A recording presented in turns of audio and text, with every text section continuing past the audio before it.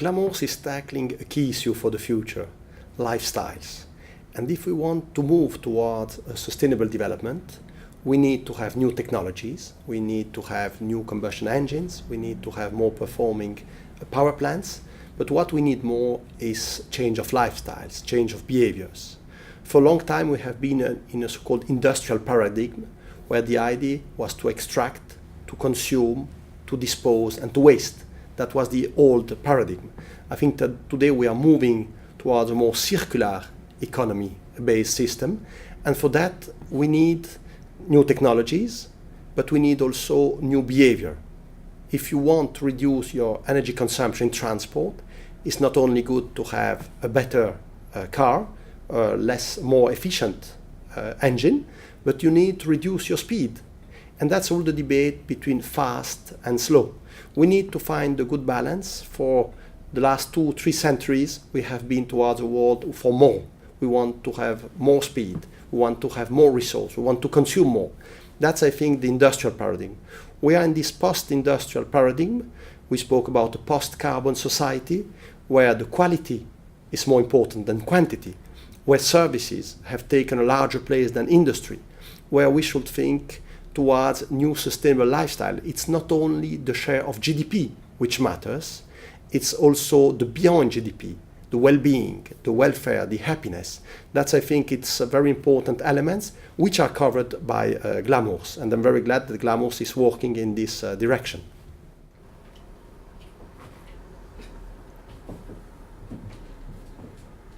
I like very much we have 3 kinds of impact assessment at EU level. We have the ex ante. Before policy is provided, we need to give the evidence, the research findings. We have the ex post, after the project, what we can see, what are the results. But we have, and I like very much, the in itinere. That means the evaluation in itinere. In the process of the GLAMURS project, we have a stakeholder involvement which is very much appreciated. We have today, for example, colleagues from DG Climate, from the DG Justice, from the Environment departments, and I think that's a kind of way in order to raise the awareness about this issue of sustainable lifestyles. What people are doing and will do in the future with the time available. 24 hours will remain at the end of the century 24 hours, but what people will do during this time. And I think when I see colleagues and different stakeholders from the energy, from the environment, from the transport sectors present in a participatory way, I think that's very good for the awareness. And after, when people are aware, they know the subject, they can act also on the subject. When we speak about green transition, I think we are always in a transition. We should think in the long term. During many years, we have worked on a traditional paradigm. Now we have to think in a new way. When you are speaking about collaborative or sharing economy, 20, 30 years ago, if you ask to your parents, how are you used to use a bicycle which is not yours? Have been you used to take a car which is not yours? It's really different. Then we have changed the paradigm from the proprietas, from the ownership, to the access, the usus.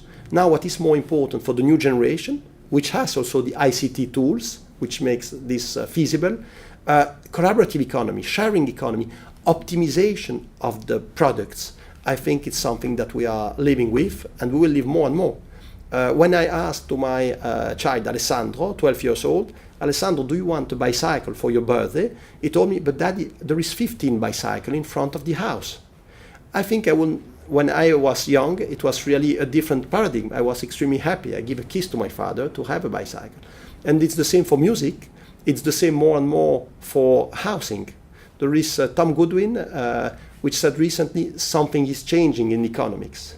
Airbnb is the biggest provider of nights, but it did not own any hotel. Uber is the biggest world company of taxi, but did not own any taxi.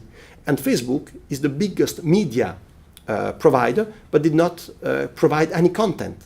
Then I think the new economy, the new collaborative economy, the sharing economy is something very positive that we should work on. And in this context, social innovation is particularly important. A bicycle is not new.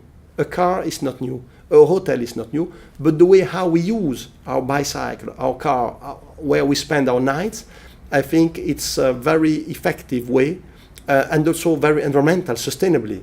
You know, a car is parked 97% of its time. That means if we can use more the same object, it will be better in terms of life cycle assessment, and it will be better for us and for our planet.